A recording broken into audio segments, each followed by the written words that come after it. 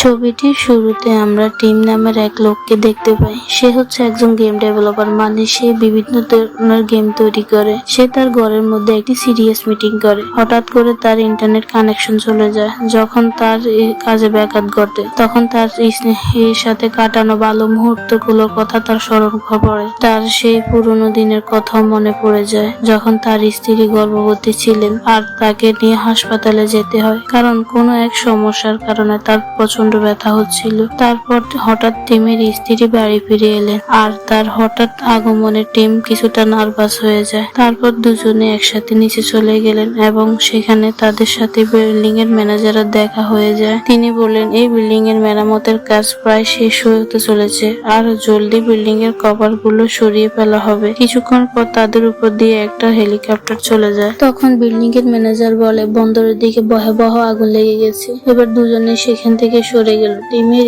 স্ত্রী তাকে তার পুরোনো গাড়িটি দেখালো, যেটা এইমাত্র দোকান থেকে বাইর হলো, আর দুজনে গাড়ির মধ্যে বসে পিৎজা খেতে শুরু করে। তখন টিমের ওয়াইফ বলে যে, চলো আমরা প্যারিস ঘুরতে যাই, যেখানে আমরা সবসময় যেতে চেয়েছিলাম। আমি জব ছেড়ে দিয়েছি, এখন আমাদের দুজনকে ওই দুর্ঘটনার কথা ভুলে গিয়ে নতুন করে জীবন শুরু করে দেওয়া উচিত। আসলে প্রেগনেন্সির সময় তাদের ওই সমস্যার জন্য বাচ্চাটা নষ্ট হয়ে যায়। তখন টিম বলে, আমার পক্ষে জব ছাড়া সম্ভব নয়, আমিও যেতে চাই, কিন্তু এখন না। টিমের তখন কাজের জায়গা থেকে ফোন আসে এবং সে অনেক ব্যস্ত হয়ে যায়। রাতে দুজনেই শুয়ে থাকে, কিন্তু তার ওয়াইফ জেগে থাকে এবং কান্না করে। পরের দিন সকালে তার ওয়াইফ ব্যাগ গুছিয়ে রেডি হয়ে দাঁড়িয়ে থাকে এবং সে দাঁড়িয়ে বলে যে, তুমি কোনোদিন বদলাবে না, আমি তোমার সাথে থাকতে পারবো না, আমি চলে যাব। এই কথা বলে যখন সে দরজা খুলে, সে দেখে অদ্ভুত ধরনের দেওয়াল দরজা ব্লক করে রেখেছে। তার কাছে মনে হচ্ছে এই কাজ টিমে করছে। সে বলে,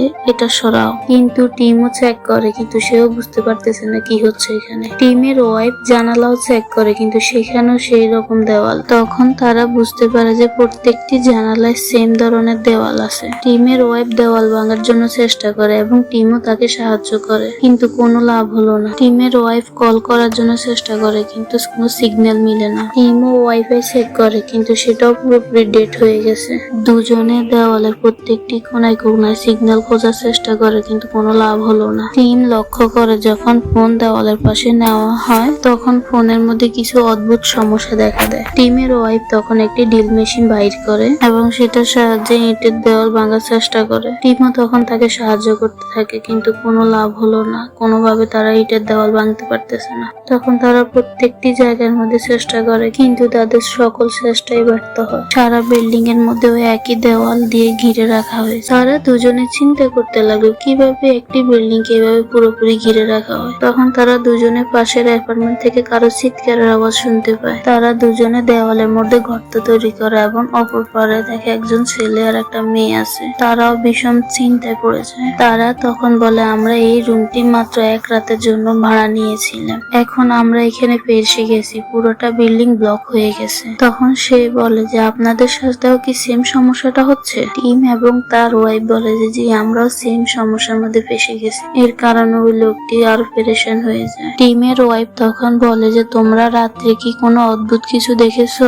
তখন তারা বলে, আমরা তো শুয়ে গেছিলাম, আমরা কিছুই দেখিনি, কিন্তু যখন ঘুম থেকে উঠি তখন ঘরের এই অবস্থা দেখি। মেয়েটি ভীষণ ভয় পেয়ে যায়। তখন টিমের ওয়াইফ তাকে সান্ত্বনা দেয়। টিম তখন চেক করে দেখে যে পানিও আসতেছে না। তারপর তারা দুজনে নিজেদের প্রয়োজনীয় জিনিস কালেক্ট করতে থাকে। তখন টিম বলে, এই সব কিছু আমার কাছে মনে হচ্ছে ভিডিও গেমের মতো, এখন আমাদেরকে এখান থেকে বাইরে হওয়ার রাস্তা খোঁজার দরকার। তখন টিমের ওয়াইফ বলে যে, এটা তোমার ফালতু গেমের মতো না, আমরা সত্যিকারের প্রবলেমে ফেসে গেছি। এই কথা নিয়ে তাদের দুজনের মধ্যে ঝগড়া লেগে যায়। টিমের ওয়াইফ তখন রাগ করে সেখান থেকে সরে যায়। টিম রাগ করে তার নিজের মোবাইলটি দেওয়ালের মধ্যে মেরে দেয়। সে যখন ঠান্ডা মাথায় বসেছিল, তখন সে লক্ষ্য করে দেওয়ালের মধ্যে কিছু আটকে রয়েছে। এখন সে চেক করতে এসে দেখে তার ভাঙা মোবাইলের চিপ সেখানে আটকে রয়েছে। তখন সে বুঝতে পারে যে এই দেওয়ালটি ম্যাগনেটের মাধ্যমে তৈরি। টিমের ওয়াইফ তখন আসে এবং ঝগড়া করার জন্য টিমের কাছে মাপ চায়। টিম একটা চামচ নিয়ে দেওয়ালের মধ্যে আটকে দেয়।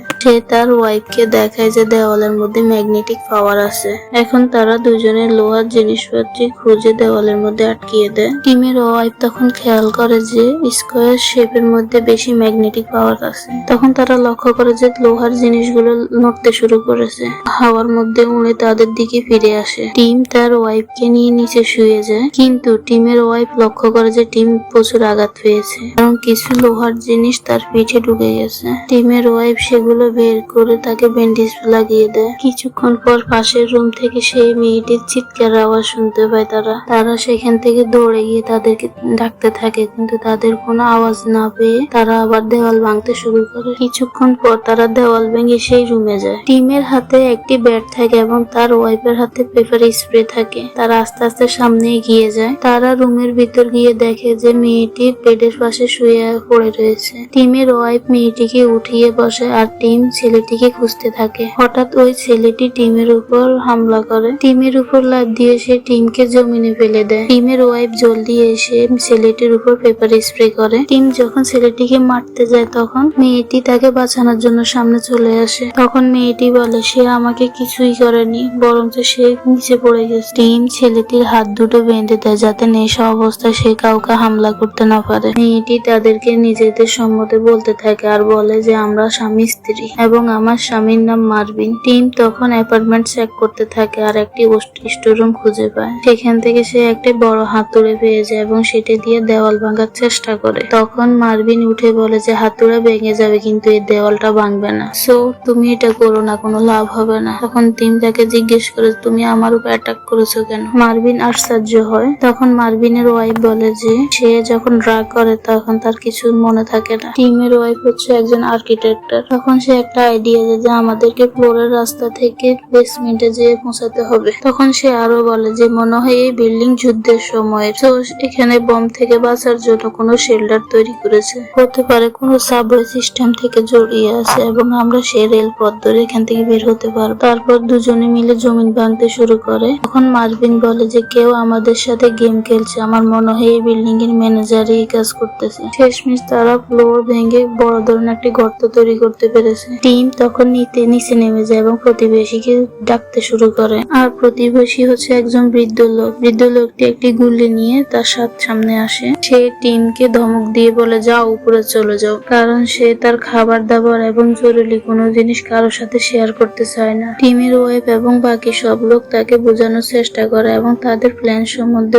বলে। তখন বৃদ্ধ লোকটি মারণ করে আর বলে যাও তোমরা অন্য রাস্তা দিয়ে যাও। বৃদ্ধ লোকটির নাতিন এসে বলে আমরা সবাই মিলে যখন একসাথে কাজ করবো তাহলে আমরা এখান থেকে বের হতে পারবো। তার কথাতে বৃদ্ধ লোকটি মেনে যায়। তখন সবাই এক এক করে উপর থেকে নিচে নেমে যায় আর টিম মার্বেলের হাত দুটো খুলে দেয় আর বলে ফ্লোর ভাগার জন্য তুমি আমাকে সাহায্য করো। হঠাৎ টিম একটি ডিভাইস দেখে এবং যখন সে সেটা খোলে তখন তার ভিতরে একটি ক্যামেরা দেখে। এই বৃদ্ধ লোকটিকে বলে যে ক্যামেরাটিকে আপনি লাগিয়েছেন? বৃদ্ধ লোকটি তখন বলে যে না, এটা বিল্ডিং ম্যানেজাররা লাগিয়েছে। টিম তখন অন্য একটা জায়গায় গিয়ে দেখে যে আরেকটি ডিভাইস আছে, সেটার ভিতরে একটি ক্যামেরা। তখন বলে কেউ হয়তো আমাদের সাথে স্কুইড গেমের মতো খেলতেছে আর আমাদেরকে এখানে ট্র্যাপ করে রেখেছে এবং সে আমাদেরকে ক্যামেরার মাধ্যমে ফলো করে। আর সে আর কেউ নেই, আমার মনে হচ্ছে এই বিল্ডিং এর ম্যানেজার আর সে হচ্ছে এই গেমের মাস্টার মাইন্ড। টিমের ওয়াইফ বলে আমরা তাকে জিজ্ঞেস করা দরকার, সে নিচের ফ্ল্যাটেই আছে। সবাই মিলে তখন নিচের ফ্ল্যাটের দেওয়াল ভাঙতে শুরু করলো। তখন সবাই নিচে নেমে এসে আরো অবাক হয়ে যায়। তারা দেখে বিল্ডিং ম্যানেজারকে কেউ মেরে ফেলেছে এবং তার হাত দুটো কেটে ফেলেছে।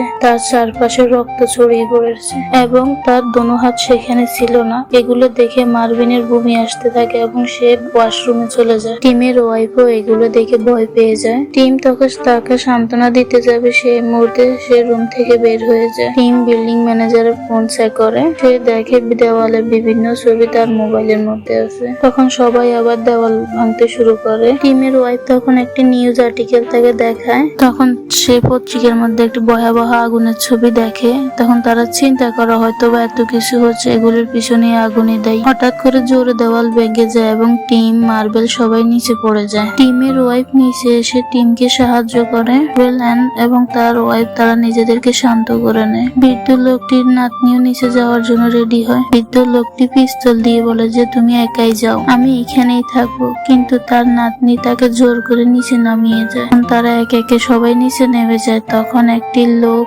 হাত উপর করে তার দিকে এগিয়ে আসে। সে নিজের সম্বন্ধে বলে এবং বলে আমার নাম ইউরি আর আমি যে ফ্ল্যাটে থাকি সেটা আমার এক দোস্তের এবং আমি কিছুদিনের জন্য তার কাছে এখানে থাকতে এসেছি এবং এবং সে জিজ্ঞেস করে যে তোমরা কি জন্য জমিন ভাঙতেছো, তোমাদের প্ল্যান কি? তাদের প্ল্যানের কথা শুনে সে জোরে জোরে হাসতে লাগলো এবং সে বলে যে এই ইটের দেওয়ার আমাদের সুরক্ষার জন্য তৈরি করা হয়েছে। এটি হচ্ছে একটি হাইটেক সিস্টেমে তৈরি এবং যে কোনো ধরনের হামলা থেকে আমাদেরকে বাঁচাবে। টিম তখন জিজ্ঞেস করে যে তোমার কাছে এই থিওরির কোনো প্রুফ আছে?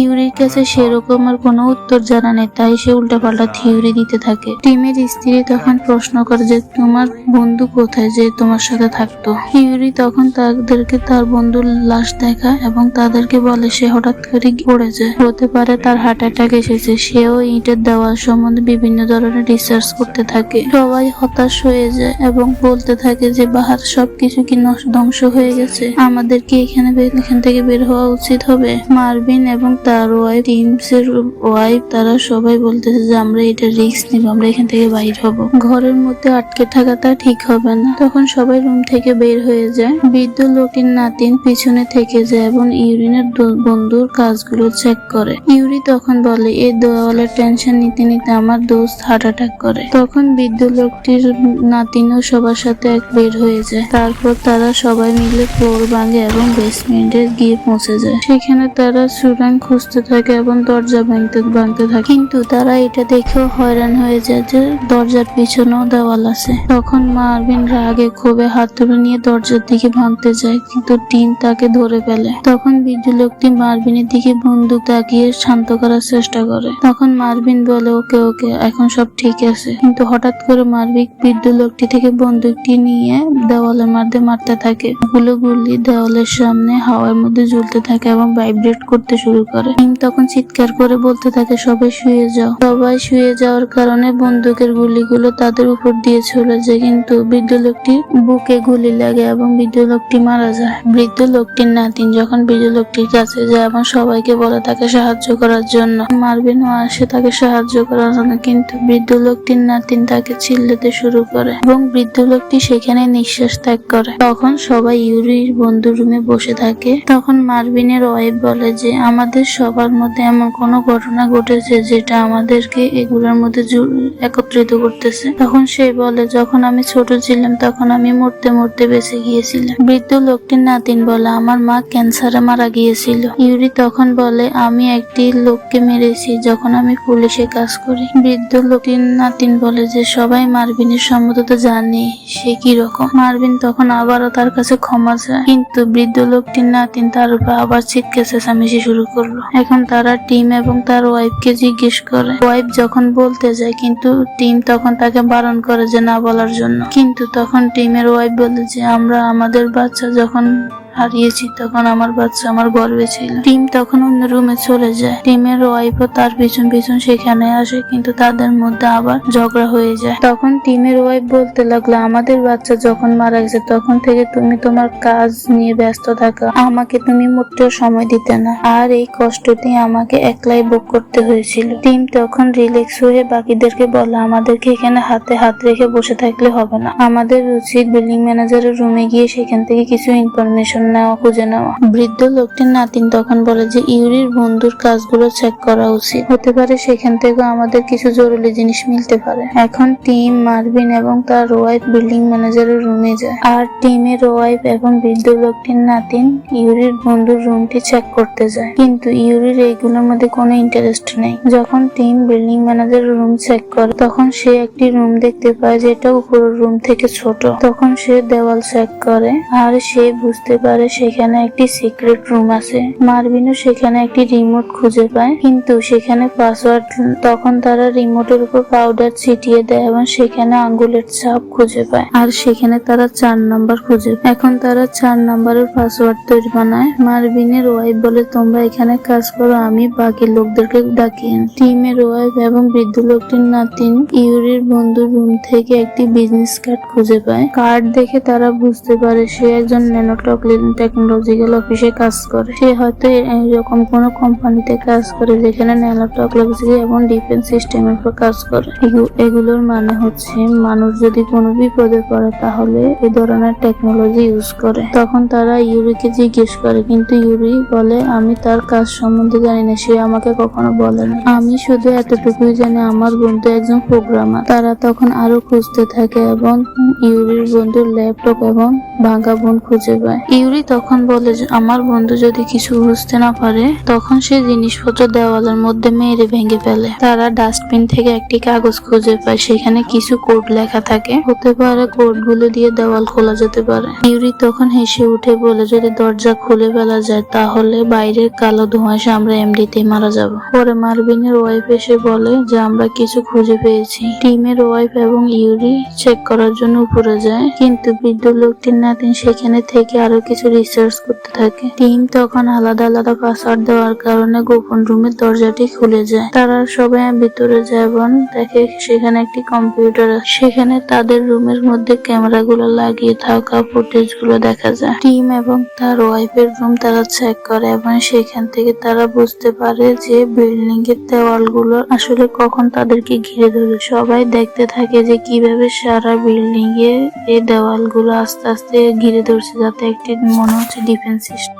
আর এদিকে বৃদ্ধ লোকটির নাতিন ইউরির বন্দুক লাশটি চেক করতে থাকে। আর যখন সে গলার স্কার্ফটি সরিয়ে দেখে, সে দেখে তার গলার মধ্যে আঙ্গুলের ছাপ আছে। আর অন্যদিকে তারা ইউরির বন্ধুর রুমটি চেক করতে থাকে এবং তারা দেখে তার লাশটি জমিনে পড়ে আছে। যখন তারা ইউরিকে তার বন্ধুর মৃত্যু সম্বন্ধে জানার জন্য তাকিয়ে দেখে, তারা দেখে ইউরি আর সেখানে নেই। তখন মার্ভিন তাকে খোঁজার জন্য বাইরের দিকে যায়। আর তারা ভিডিও দেখে আর দেখে ইউরির বন্ধু মোবাইল নিয়ে ওই দেওয়ালের সামনে যাচ্ছে, আর সেখান থেকে বিভিন্ন রকম আলো দেখা যাচ্ছে এবং তারা এটা দেখে যে ইউরির বন্ধু দেওয়ালটা অলরেডি খুলতে পেরেছে। মার্ভিন যখন ইউরির রুমে যায় তখন সে দেখে ইউরি তার বন্ধুর সকল জরুরি কাগজপত্র পুড়ে ছাই করতেছে। আর এদিকে টিম এবং বাকি লোকজন দেখতেছে কিভাবে ইউরি তার বন্ধুকে গলা চেপে হত্যা করে। মার্ভিন দেখে বৃদ্ধ লোকটির নাতিন বিছানার পাশে মৃত অবস্থায় পড়ে আছে। সে তখন ইউরিকে চিল্লাতে শুরু করে, কিন্তু ইউরি বলে আমি সবার জীবন বাঁচানোর জন্য এগুলো করতেছি। টিম বন্দুক নিয়ে আসে এবং সে দেখে ইউরি মার্ভিনের গলার চেপে শ্বাসরোধ করে হত্যা করার চেষ্টা করতেছে। তারপর ইউরি টিমের উপরে হামলা করে। মার্ভিন তখন উঠে ইউরিকে একটা লাথি মেরে দূরে সরিয়ে দেয় আর সেই টিমের জীবন বাঁচায়। অন্যান্য লোকজনের ততক্ষণে এখানে এসে পৌঁছে যায় আর তারা সবাই বলে টিম ইউরিকে তোমরা মেরো না, সে হয়তো বাইরে যাওয়ার রাস্তা জানে। তখন টিম তাকে বেহুশ করে একটি চেহারার মধ্যে বেঁধে রাখে। এখন সবাই বৃদ্ধ লোকটির নাতিনের মৃত্যুতে খুবই শোকাহত হয়। মার্ভিনের ওয়াইফ বলে ইউরি হয়তো এই জন্য তার বন্ধুকে মেরেছে কারণ সে বাইরে যাওয়ার রাস্তাটা জানে। তারা কাগজের মধ্যে একটি কোড দেখে। মার্ভিনের ওয়াইফ তখন ভিডিও দেখতেছে যাতে তারা সেখান থেকে আরো কিছু জানতে পারে। ইউরির জ্ঞান আসার পর বাকি সব লোক জিজ্ঞেস করতেছে যে তোমার বন্ধু কিভাবে দেওয়ালটি খুলেছে। তখন ইউরি বলে যে বাইরের সবকিছু বিপজ্জনক, আমরা এখানে সেফ আছি। তখন টিমগুলি সাইডে মেরে তাকে ভয় দেখায় এবং তাকে জিজ্ঞেস করে এই দেওয়ালটা কি তার কোম্পানি বানিয়েছে। তখন ইউরি বলে আমি শুধু এতটুকুই জানি যে এই দেওয়ালটা ডিফেন্স সিস্টেমে তৈরি হয়েছে, বাইরে নানা রকম হামলা থেকে যাতে আমরা রক্ষা পাই। তখন টিমের ওয়াইফ ইউরিকে জিজ্ঞেস করে বাইরে যখন সবকিছুই খারাপ তাহলে তোমার বন্ধু কেন দরজা খোলার চেষ্টা করেছে। তখন ইউরি বলে আমার বন্ধু ভেবেছিল বাইরের ভয়াবহ আগুনের কারণে তার সিস্টেমে কোনো সমস্যা দেখা দিচ্ছে। টিম বলে যে সে প্রোগ্রামিং এর মাধ্যমে একটি অ্যাপস তৈরি করেছিল যাতে সে ইটের দেওয়ালটি ভাঙতে পারে। আর তারা এটাও দেখতে পায় যে ইউরি তার বন্ধুর ল্যাপটপ এবং ফোন সব ভেঙে ফেলছে। তখন তারা ভাঙা ফোনটি কম্পিউটার সাথে কানেক্ট করার চেষ্টা করে। সে বুঝতে পারে ফোন হচ্ছে একটা চাবি আর দেওয়ালের স্কোয়ার শিপগুলো হচ্ছে একটি লক। ইউরির বন্ধু শুধু ফোনের ফ্ল্যাশটি ওপেন করেছে যা ম্যাগনেটিক ডিভাইসের সাথে কানেক্ট ছিল, আর সাথে সাথে দরজাটি খুলে যায়। টিম তখন অ্যাপটি ঠিক করে এবং ইটের দেওয়ালের পাশে গিয়ে ফ্ল্যাশ অন করে আর সে মোবাইলের ফ্ল্যাশের উপরে টিপতে থাকে এবং বিভিন্ন ভাবে আলো জ্বলে। পরে মার্ভিনের ওয়াইফ ইটের ভিতরে হাত দিয়ে দেখে এবং সে বলতে থাকে হাতের বাইরে আমার কাছে গরম লাগতেছে, কিন্তু তারপর সে হাতটি আর খুলতে পারে না। সবাই মিলে হাতটি টানাটানি করতে থাকে কিন্তু পারে না। পরে আবার ইটের দেওয়ালটি বন্ধ হতে থাকে এবং মার্বেলের স্ত্রী সেখানে আটকে যায় এবং তাদের টানাটানিতে মার্বেলের স্ত্রীর অর্ধেক শরীর ফিরে আসে। এটি দেখে ইউরি হাসতে থাকে আর মার্বেল এটি সহ্য করতে না পেরে নিজেকে নিজে গুলি করে সে ওখানে আত্মহত্যা করে। এখন শুধু টিম এবং তার স্ত্রী জীবিত আছে। তারা দুজনে হতাশ হয়ে বিল্ডিং এর এক কোনায় বসে আছে। তাদের কাছে মনে হলো সবকিছু হয়তো শেষ হয়ে গেছে। টিমের ওয়াইফ তখন বলে, যখন আমাদের বাচ্চাটি চলে যায় তখন আমার তোমাকে খুব ভীষণ প্রয়োজন ছিল, কিন্তু তুমি আমার থেকে সবসময় দূরেই ছিলে। তখন টিম বলে, আমি তোমার কাছে শুকরিয়া আদায় করি, তুমি আমাকে ছেড়ে যাওনি। তখন টিমের স্ত্রী বলে, কারণ আমি তোমাকে ভীষণ ভালোবাসি। তারপর দুজনে আবার ডিসিশন নেয় যে আমরা বাইরে যাওয়ার রাস্তা নিশ্চয়ই খুঁজে বের করব। যখন তারা রিমোটের বিভিন্ন প্রোগ্রাম টিপতে থাকে তখন তারা দেখে যে বিভিন্ন ধরনের ফ্ল্যাশ লাইট জ্বলতে থাকে এবং দরজার মধ্যে বিভিন্ন রকমের, তারা তখন ভিডিও দেখতে থাকে আর দেখে ইউরির বন্ধু কোন রাস্তা দিয়ে আসলে এই দরজাটি খুলেছিল। তারা দুজনে নিচে যায় এবং অ্যাপের মাধ্যমে দেওয়ালটি খোলার চেষ্টা করে, কিন্তু ইউরি তো এখনো জীবিত। সে তাদের উপর হামলা করে দেয়। সে টিমের ওয়াইফকে বেসমেন্টের নিচে ফেলে দেয়, কিন্তু তারপর টিম তাকে এক লাথি মেরে বেসমেন্টের মধ্যে আবার ফেলে দেয় এবং নিজেও বেসমেন্টে নেমে যায়। টিম এবং তার স্ত্রী একসাথে পালাতে থাকে। ইউরিও তাদের পিছনে তাদেরকে দৌড়াতে থাকে। টিম এবং তার স্ত্রী একটি রুমের ভিতরে চলে আসে এবং দরজা বন্ধ করে দেয়, আর ইউরি বাইরে থেকে যায়। আর টিম এখনো দরজা খোলার জন্য চেষ্টা করতে থাকে। টিম তার স্ত্রীর কাছে ফোন দিয়ে বলে, তুমি এখন দরজাটা খোলো। তখন টিমের স্ত্রী কোড দিয়ে চাপার পরও দরজাটি অলরেডি খুলে যায়। টিম তার স্ত্রীকে বলে, তুমি এখন দরজাটি খোল। পরক্ষণে টিমের স্ত্রী দরজাটি খুলতে সক্ষম হয়, কিন্তু ইউরি রুমের ভিতরে ঢুকে যায় এবং টিমের উপর হামলা করে। তারা দুজনে দুজনের গলা চেপে ধরে। তারপর ইউরি টিমকে নিচে ফেলে দিয়ে তার গলা চেপে ধরে রাখে। টিম তখন তার স্ত্রীকে বলে, তুমি এখান থেকে চলে যাও। ইউরি যখন টিমের উপর আক্রমণ করে তখন টিমের স্ত্রী পিছন থেকে ইউরির মাথায় হাতুড়ি দিয়ে বাড়ি মারে। সেখানে ইউরি মারা যায়। তখন দোনো টার্মিনাল দিয়ে বাইরে চলে যায়। তখন তারা দেখে ইটের দেওয়ালে পুরোটা জায়গাটা ছড়িয়ে ছিটিয়ে রয়েছে। তারা তখন তাদের প্রিয় গাড়িটি দেখতে পায় এবং সেখানে বসে প্যারিসের উদ্দেশ্যে রওনা দেয়। খবরের মধ্যে দেখে যে আসলে ওই ভয়াবহ আগুনের কারণে এই সিস্টেমটি চালু হয়ে যায়।